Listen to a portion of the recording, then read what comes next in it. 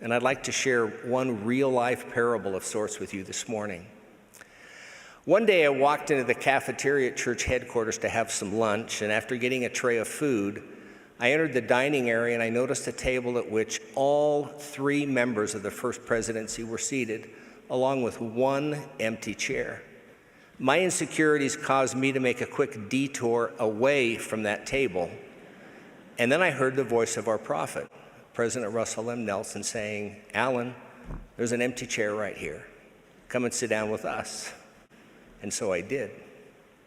Near the end of the lunch, I was surprised to hear a loud crunching noise.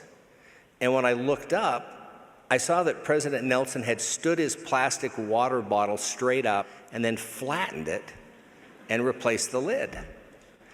President Dallin H. Oaks then asked the question I wanted to ask. "President Nelson, why did you flatten your plastic water bottle?" He replied, "It makes it easier for those who are handling recyclable materials because it doesn't take up as much space in the recycling container." While pondering that response, I heard the same crunching sound again. And I looked to my right, and President Oaks had flattened his plastic water bottle just like President Nelson.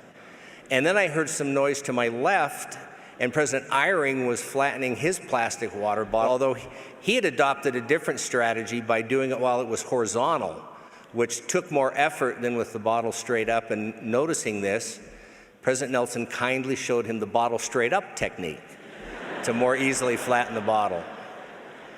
At that point, I leaned over to President Oaks and I asked, "Is flattening your plastic water bottle a new recycling requirement of the cafeteria?" And President Oaks responded with a smile on his face, "Well, Alan, you need to follow the prophet."